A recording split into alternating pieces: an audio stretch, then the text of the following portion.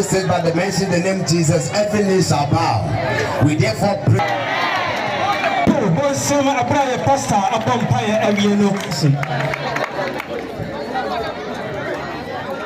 Maliki yawmiddin. Iyyaka na'budu wa iyyaka nasta'in. Ihdina as-siratal mustaqim. Siratal ladzina an'amta 'alayhim ghayril maghdubi 'alayhim waladdallin. Rabbana atina fid dunya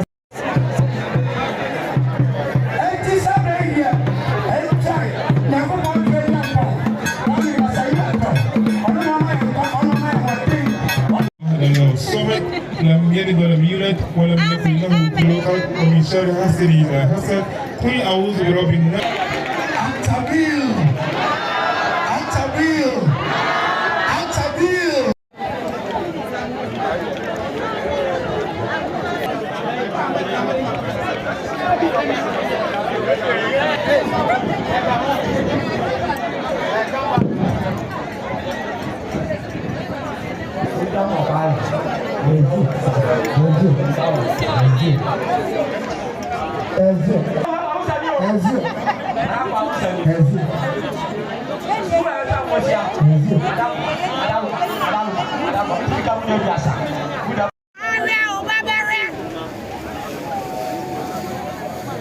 Asare Bediako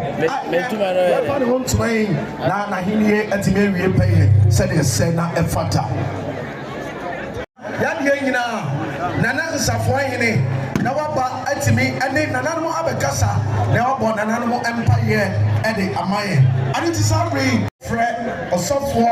christian for sofo na waba empire no suma vitintinti yabato ye na eno ani ti yentimi ni nam enya eja.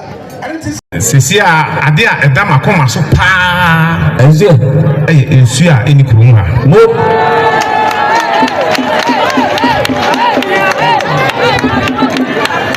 Akokoaso ye kuro a ye brensuo ho pa ampa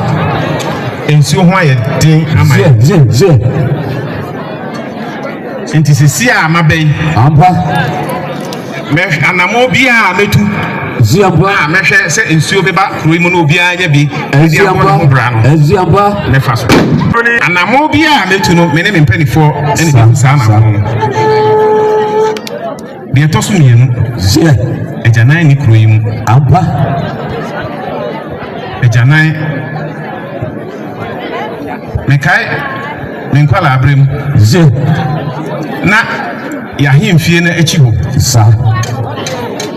na ehoni eja enan amba eko zongo so a zongo na sebe hitim na eno bi na na ekoso eno de na enye dan ensi na dan obasara mhanso a anonso na ewobi wa ha amba enso sese yenhu ne sa bi sa enti sisi a maben me ne mpanifo betu ho anamo ziamba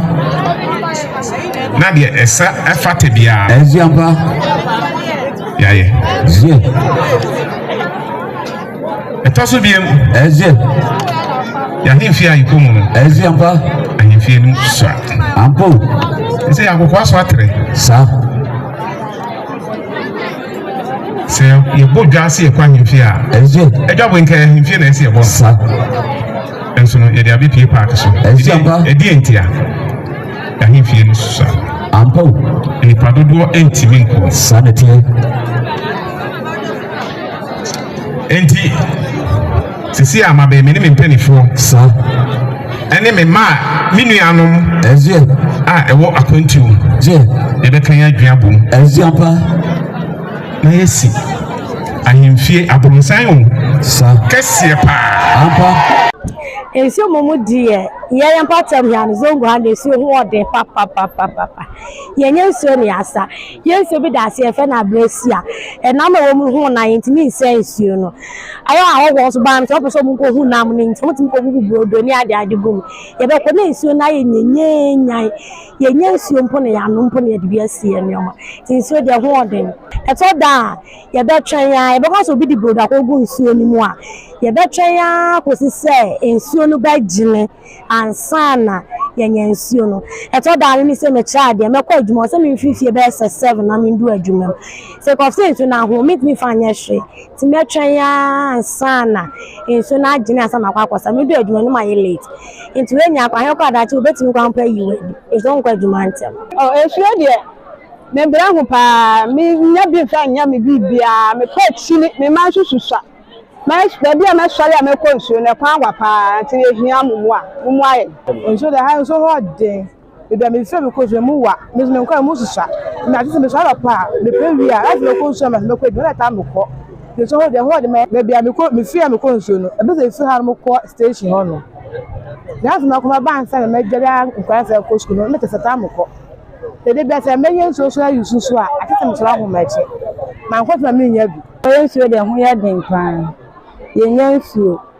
aside di kan koma gitala sisi ono ne kama so na ekwa ekobu nsuo otuma yenya nsuo ba bia abesu am tibe kwa na mwa na ho ti abre nsuo ho ansa na ye mofra kwa adware akọ school nti nsuo de yesere ma momo aye won nsuo ho